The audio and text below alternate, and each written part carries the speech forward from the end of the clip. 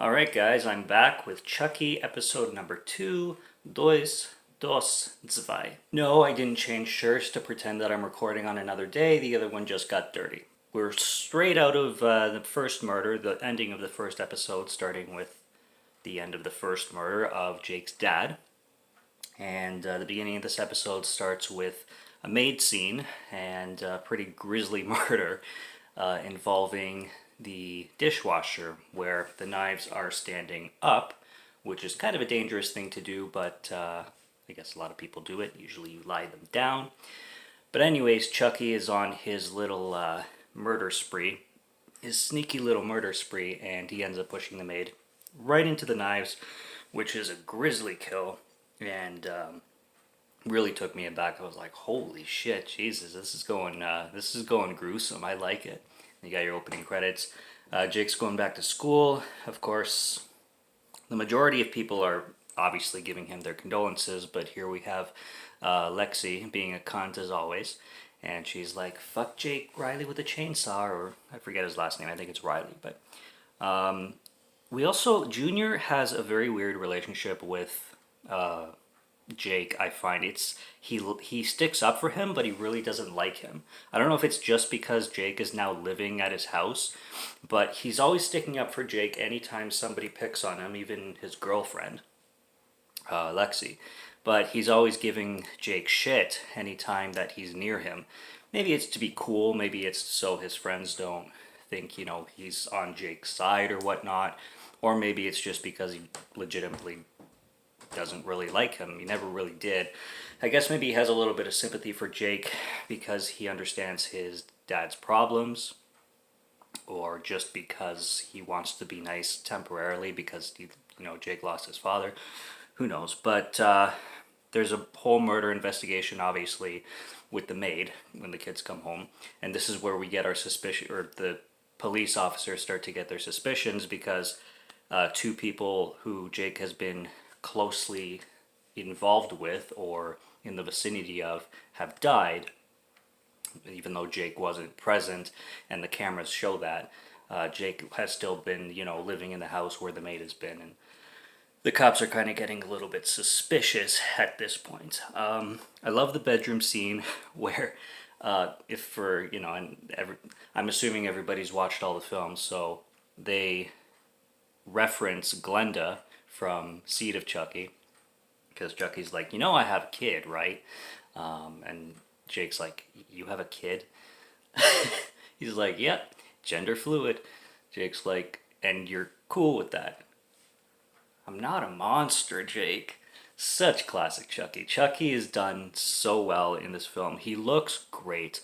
I don't know 100% about how his hair looks, but it's not bad at all. But the design of the doll, especially the doll's face, is very, very classic Chucky, the way it should be. They didn't go for the Bride of Chucky stitched up face. They went for the classic, retro look, you could say. So that scene was funny. I love the scene where Lexi is with her parents, and her parents are dressed like 1800 style, which I found like, you could tell that they would. They seem like that type. And you have her little sister, which I'll make a point too about episode 1. You have her little sister, she's drawing this picture, and she's drawing this picture of Chucky, which, my God, she should be an artist. This girl's like 7, 6. That she draws him perfectly just by seeing him at the talent show. And in episode 1, when I was watching it, I noticed that the camera panned to this little girl's face, and she had this face on her, but I didn't know what they were doing. It was a smile, like she was intrigued, like she was enjoying the show and finding it funny, but at the same time you can tell this fear.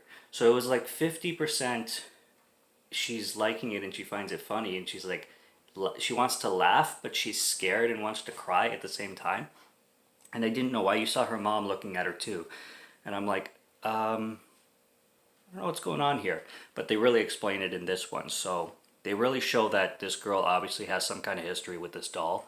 Obviously, she's a genius when it comes to drawing because she drew Chucky perfectly just by looking at him from a distance at this show. Excuse me. And my favorite line from the mother, because Lexi is such a bitch.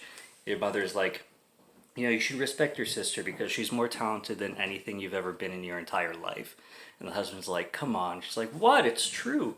Like, when your mom gives you shit, you should take that as a sign that maybe I am kind of more of a bitch than I think. She starts to complain to her mom that Jake is a bully, which is so ironic. I mean, this girl, when Chucky starts to go after her, I don't blame him at all, and I really hope something interesting happens to her. Not that I'm not saying, oh, I wish this girl dies and I wish this girl gets killed brutally. I kind of do. I just hope it's interesting where they take that story. Chucky trick or treating as Hello Kitty is the most hilarious thing I've ever seen.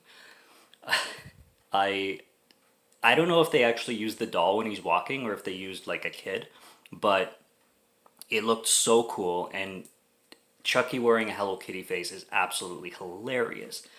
What I find interesting too is they give retro flashbacks to 1965 in this show that are like old camera style, and it describes Charles Lee Ray's childhood when he was a kid.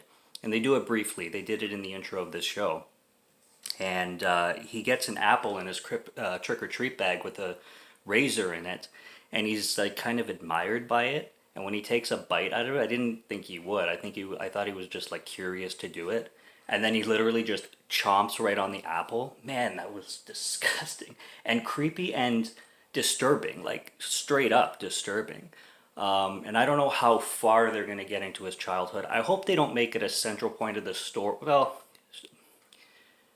I just, I hope they, what I'm saying is I hope they touch on it briefly, not make it a huge plot point, because I don't know if I would want to know too much about his childhood. I think leaving it mostly a mystery would be the way to go, but we'll see either way.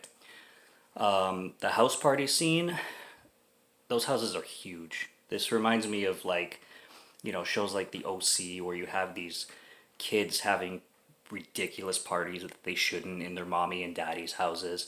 And like I said, the cast is actually the age of the characters that the characters are. So these kids are supposed to be like 14 around. And they're throwing parties with beer and shit like that. Like Lexi wants to have sex with Junior, and she brings him to upstairs or whatnot while she's smoking a joint, and she's trying to get Junior to fuck her basically, but he's shy. He doesn't know what to do. You can tell he's with her because she's hot, not because they have any chemistry whatsoever. And he's kind of actually, you can tell he's kind of wondering why she's with him as well. But she's like, oh, you should know what you're doing. She's getting mad at him because he doesn't know like how to perform. And I'm like, bitch, I was losing teeth at your age.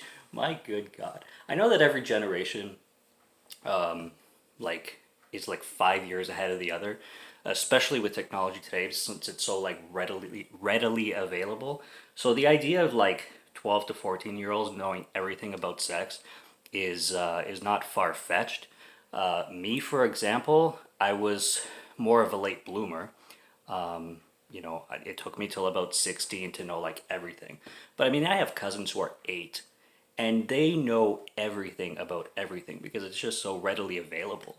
And they tell me things that I'm just like, are you kidding? How the fuck do you know that?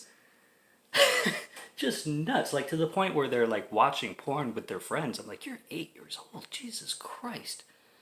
Like, it's I don't even know what to say sometimes. So it's not really even, I can't even say it's that far-fetched, because if mommy and daddy were that rich today in like wherever, I'm sure this shit goes on. So it is what it is. But yeah, like this party was like extravagant. Um, and then Chucky obviously finds it, and he's hanging out with Lexi's little sister playing video games, and she's like, my mommy and daddy always said not to swear, and he says, I wish I remember what he said. He's like, your mommy's getting on my kill list pretty fucking fast. Brad Dourif, I'm glad he's back. He always does a great job. Yeah, episode 2 was pretty freaking fantastic. I am getting the vibes a little bit that Devin is kind of into Jake, so we'll see what happens there. But you know, it's showing that I might go in that direction. And another thing I'm just a little bit confused about is Lexi was supposed to be in that costume where she's dressed as Jake's dad being electrocuted because she's that low.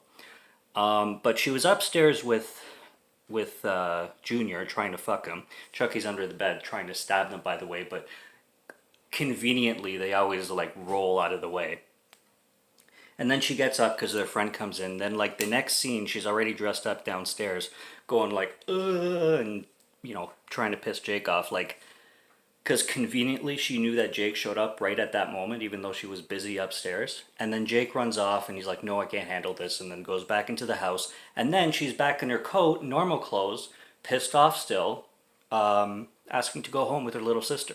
So it's like from there to the living room being a bitch to downstairs with her sister, one scene to the next, just seemed really fast. It was like, no, that's got to be somebody else. I can't be Lexi. But everybody was cheering Lexi, and Jake knew that it was Lexi, so he went to confront her, but then noticed that Chucky was going to stab her, so he just took Chucky and went home. And yeah, the ending of this episode where Chucky gives him the knife, and he's like, "Welcome to the Super Bowl. We might have 2 killers coming." So I can't wait to check that out. I can't wait to see what happens. So that's episode 2. Subscribe to Morgan Film Fan if you like to listen to my voice or if you like my film reviews. I hope you've been watching the series because this is all spoilers, unless you just don't care. But subscribe if you like. Till next time, take care. Cheers.